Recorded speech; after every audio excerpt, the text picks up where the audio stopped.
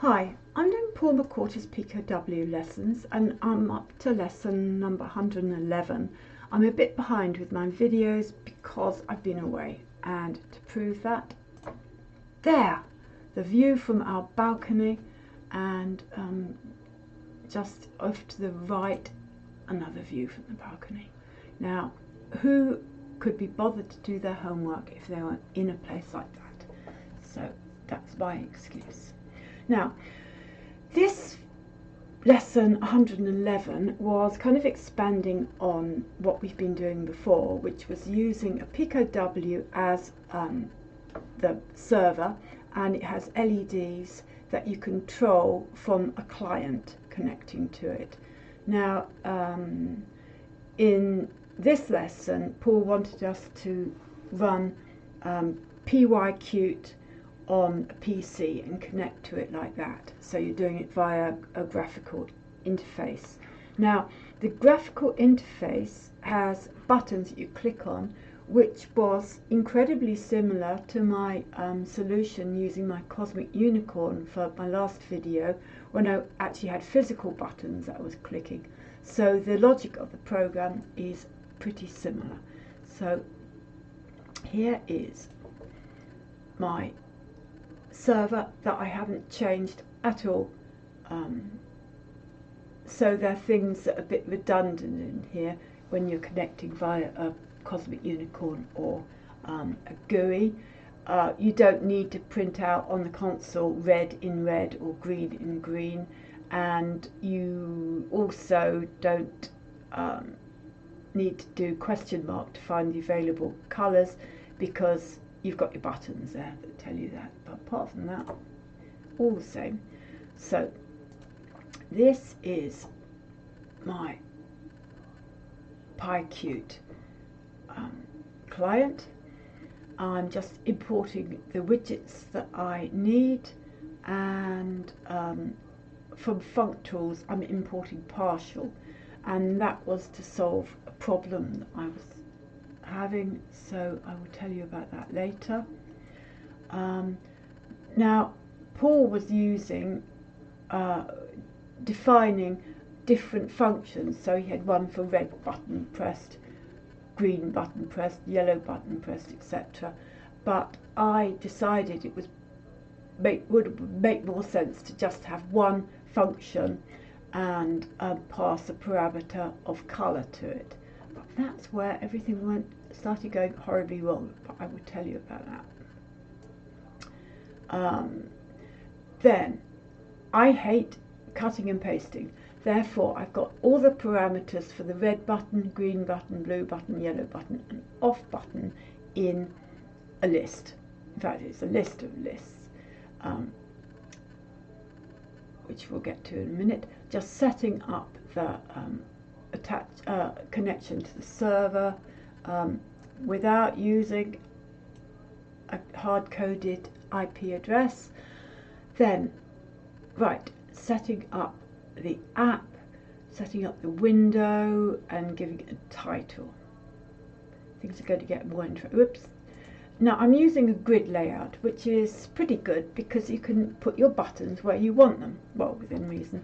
And so I'm looping through those. So the first time I'm going in with red, red, white, red, blah, blah, blah. And that line there wasn't strictly necessary to have assigned all the red to colour, the red to background, etc. But it made it so much easier, because otherwise I would have had to have done, instead of text, I would have had to go B, open square bracket, 0, 1, 2, 3, 3, etc. And the same for all of those. So that's a lot more meaningful, being able to use background and foreground and blah blah. So here we go. I'm adding to the grid a push button, and the push button has text of capital red. Then the style sheet says I'm using background of red, colour of white, and then clicked equals, and this is where I wanted to put clicked equals button pressed brackets color, doink, because I'm calling that. And it did not like it, and I thought, ooh. And I've met something like this before. I think it was could have been error handling a button before, but I got round it the time before by using args and quargs and whatever, but I found this is a much better way. Partial, that comes from FuncTools. I don't know how it does it, but it says if you've got anything missing from what you're passing to it, you know, if you've got anything missing that button pressed once, you could just put it afterwards and it go okay, and magically that works. So that is like saying clicked equals button pressed bracket color closed color, only this method works. And then I'm saying, right, I want this widget added to row 0, column 0, and then the width of the button is 1 unit and 1 unit down. And then it goes through it again and it adds the green, blue, yellow and off.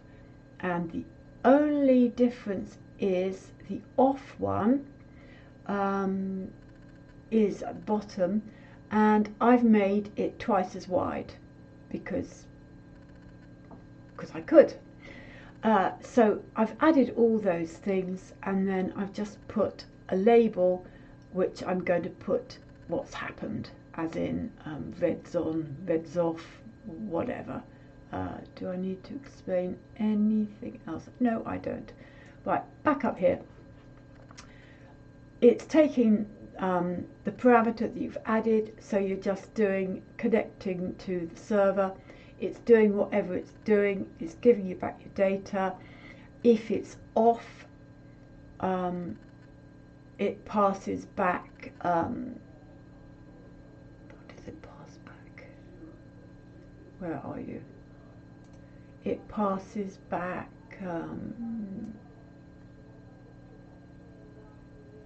all LEDs are off. Otherwise, it passes back a built-up string with the color. So if color equals off, the message is all LEDs are off. Otherwise, I just say the color is and then on or off, which gets passed back. I couldn't just use a string because it didn't like it. It had the control escape characters to get it to printed red, and you did not like it. So that doesn't really do anything else, does it? No, jolly simple.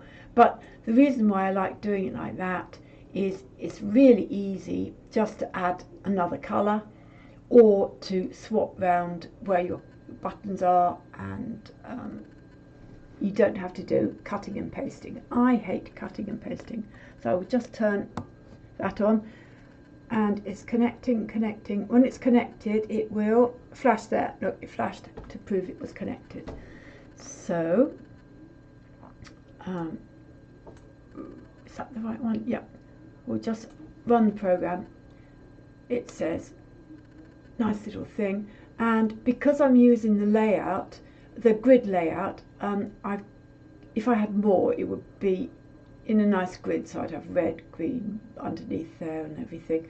And that's why I wanted the bottom one to be twice the length, because it looks symmetrical. Perhaps I wouldn't have done that if I'd only had 3 buttons up there. I might have just left it normal length, but I digress.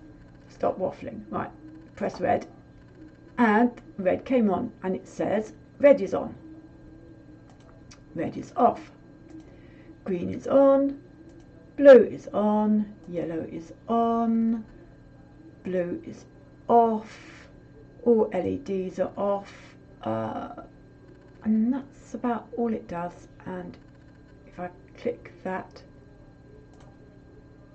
that's the end. So that's my video.